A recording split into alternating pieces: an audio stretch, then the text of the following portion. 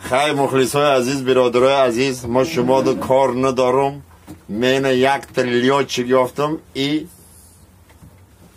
تاجیکستان کم کم کارتشک پیاز میبرده سالدا تودا. کراچی ما همه خطی پریدیم. навор сохта шудагии бо дастгирии сайти 1xbet дар инҷа коэффициентҳои зиёд ва бонусҳои гуногуна меёбем ки силкаш дар комментария. ҳамчунин агар бо промокоди ёвонӣ шумо регистратсия кунед барои пардохти аввалин тон 6500 рубл бонус медиҳанд. салому алайкум.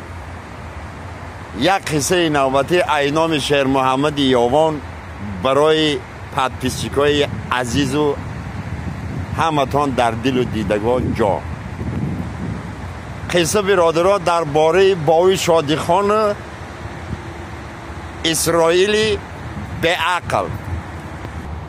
باوی شادیخان سحر ای خانم خیزه تسبیح در دستش سنی مچید رفته سبحان الله الحمدلله استغفر الله سبحان الله سبحان الله خیمه گفته رفته است، کلمه ها رو گفته رفته است. این اسرائیلی به عقل شافیار یا ماشینی گاز 53 داشته، ماشینش زودید نمیشه، همون روچکه در دستش همینجی ماشین دو ماندگی تا دسته اون نتگام فلان بهمدان تا دسته. این باوی شادیخان سبحان الله الحمدلله گفته اسرائیل عقل داری آیا بسم الله بگو همون زودید میشه. اسرائیل همه خیلی نگاه مخینه بسم الله الرحمن الرحیم اگر روچکه رو میمونم یا تا اومده که تر از ماشین زودید باشه چی مگه سنی باوی ملا نیخویه سیده.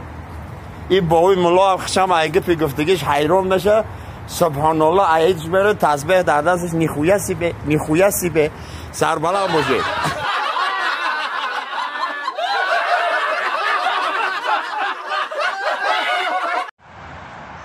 قصه نوبتی به هواداران شهر محمد یوانی مرحبا. یک رستم گفتنی برادر بوده بانک ده کار میکنه، خیلی کار رو باروش چپه میشه، هوی میخیر مسکوا میه خیلی سیوش یکان دیویژنی میکنه، یکان عروسک میوه خیلی سمی استاد که بوده اما عروسک نی مایدی جنبو خیلی با اگون بانک دی توری میکنه یا بگم خیلی با شخص میگه سویتا کراچی کارو بارا چطاق من وقت یا رفیقم دی بیا اگون داورنس پاورزه هم بانک پول داد بودم او رفیق گم شده سهر مرا کراچی فایرو کدیان این حالی ما چی میشه کراچی هست چون من نیامده بزاشت برو مخیام کدیان تو مرا بگو که من همون سهر مرا فایرو کدیان ما کاستم برو پشته برو همی واسپارتیف که تانیای بیچاره همه خنده مگه تو دلبایو بیچی چی میخندی؟